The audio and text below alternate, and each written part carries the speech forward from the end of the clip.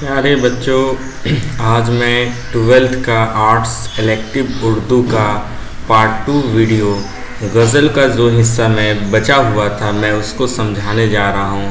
اس کے علاوہ آج دوسرا غزل کو میں سمجھاؤں گا جو آخری ہے۔ یہ دو ہی غزل سے آپ کے ایگزام میں پوچھا جائے گا۔ چلیے ہم اس غزل کو تشریح کو سمجھتے ہیں۔ نیکسٹ غزل میں آپ نے جو بچا ہوا تھا اس غزل کو میں سمجھانے جا رہا ہوں۔ اب شوق سے بگاڑ کی باتیں کیا کرو، کچھ پا گئے ہیں آپ کے طرز بیاں سے ہم، ہے نا۔ تو اس میں آپ کو لکھنا ہے اس وقت جو شعر میرے سامنے تشریح طلب ہے وہ ہمارے نشابی کتاب گلستان ادب سے شامل الطاف حسین حالی کی غزل سے ماخوذ ہے۔ اس شعر میں حالی نے مکالمتی انداز میں اختیار کیا ہے کہ انداز غالب کے یہاں بھی پایا جاتا ہے۔ حالی کہتے ہیں کہ آپ کے طرز بیان سے ہم سچائیوں کی تہ تک پہنچ گئے ہیں۔ آپ ہم سے بے اتفاقی کی باتیں کرتے رہیں، ہم یہ سمجھ چکے ہیں کہ آپ کو ہم سے محبت اور لگاؤ ہے۔ طرز کو دوسرے شعراء نے مذکور استعمال کیا، جبکہ حالی نے اس شعر میں طرز کی مؤنث استعمال کیا ہے۔ تو اس طرح سے آپ اس غزل کی تشریح کو لکھیں گے۔ دوسری غزل کی طرف ہم چلتے ہیں۔ اس میں آپ کو دینا ہے دلکش ہر ایک قطع شہرہ ہے راہ میں، ملتے ہیں جا کے دیکھتے کب کارواں ہم سے۔ دیکھیے یہ جو بار بار لکھا جا رہا وہ باتیں تو آپ کو لکھیں گے، ہم یہ سمجھا رہا ہوں۔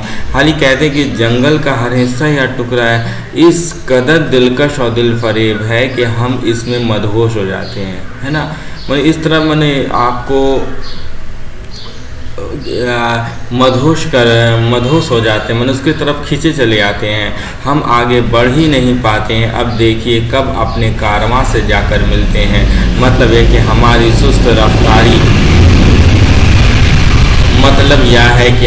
سست رفتاری یا راہ کی دلکشی کبھی بھی ہمیں کارواں سے ملنے نہیں دیتا ہے نا۔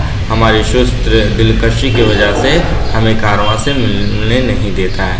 آگے ہم چلتے ہیں، اگلے غزل کی طرف چلتے ہیں۔ لذت تیرے کلام میں آئی کہاں سے، یا پوچھیں گے جا کے حالی سے جادو بیاں۔ دیکھو یہ والا جو یہ شعر ہے یہ بڑا مزیدار شعر ہے، یہ مقطع ہے۔ اس مقطع میں شاعرانہ انداز میں بیان کرتے ہیں حالی اپنی تعریف کرتے ہوئے کہتے ہیں کہ حالی تو ہی بتاتے ہیں شاعری میں جادو بیانی کہاں سے آئی ہے۔ مراد ہے کہ حالی اپنی شاعری کے جادو بیانی اور خود کو جادو بیان کہہ رہا ہے، ٹھیک ہے۔ اگلے غزل کی طرف چلتے ہیں۔ جو آپ یہ غزل کا حصہ جو بچ چکا تھا وہ آخری غزل، یہ سے سوالات آپ سے پوچھے جائیں گے۔ آپ کو یہ غزل کو بتا دیں، یہ غزل کا جانشار اختر کی لکھی ہوئی ہے۔ اس غزل کو آپ کو سمجھتے ہیں۔ چلیں، جب لگے ہے زخم تو قاتل کی دعا دی جائے، یہاں یہی رسم ہے تو یہ رسم اٹھا دی جائے۔ اس تذکرے میں جانیں گے اس وقت جو شعر میرے سامنے تشریح طلب ہے وہ میرے نشابی کتاب گلستان ادب میں شامل ہے۔ جانشار اختر غزل کا مطلع ہے، یہ پہلا شعر ہے اس لیے اس کو مطلع کہیں گے۔ اس شعر میں وہ کہتے ہیں کہ میں ایسی فراشدہ رسم کے رواج کے قائل نہیں کہ مارنے والے دعا دی جائے، کہ میں چاہتا ہوں کہ ایسی تمام فرشدہ روایتوں کو ختم کر دیا جائے۔ اس میں اس طرح سے آپ کو لکھنا ہے۔ اگلے غزل کی طرف چلتے ہیں۔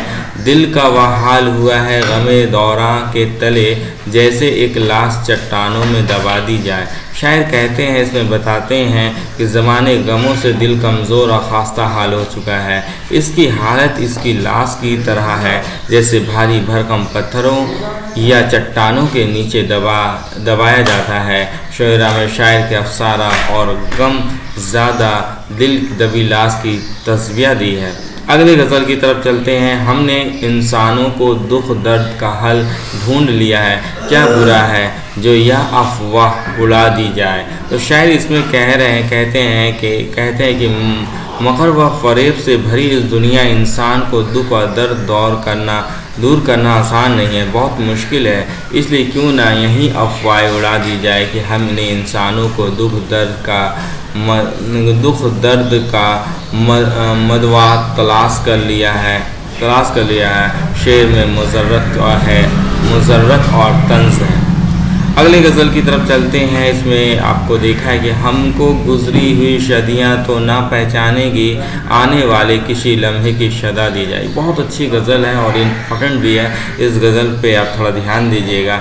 इसमें शायर कहता है कि इंसान को अपने माजी के कारनामों पे खुशी होने के बजाय आने वाले लम्हों की आवाज़ देनी चाहिए। मतलब है कि इंसान चाहे तो अपने हाल को बेहतर बनाने और ज़रे सब्ज़े माजी पे उतार आए। ठीक है, अगली गज़ल की तरफ चलते हैं। इसमें आप इन्हें गलनक और दरिशों से शहर झांकेंगे, क्यों न खुलते हुए ज़ख्मों को दुआ दी जाए। इसमें शायर कहते हैं और बताते हैं कि एक जानबाज और बहादुर सिपाही अपने ज़ख्म में फ़ख्र होता है, वह इसके दर्द से घबराता नहीं बल्कि अपने ज़ख्मों पर खुश होता है। इसने अपना कर्ज पूरा किया, जबकि एक मुजरिम अपने जुर्म को छुपाने की कोशिश करता है। बड़े अच्छे अंदाज में इस शेर का वो समझाए हैं। नेक्स्ट गज़ल में हम देखते हैं, हमसे पूछो कि गज़ल क्या है, गज़ल का फ़न क्या है, चंद लफ्ज़ों में कोई आग छुपा दी जाए।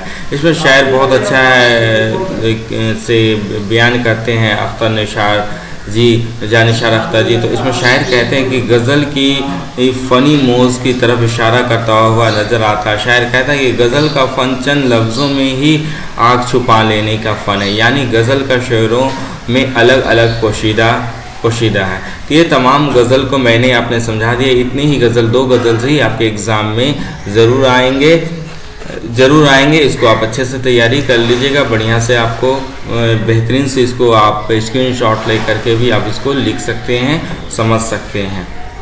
Thank you.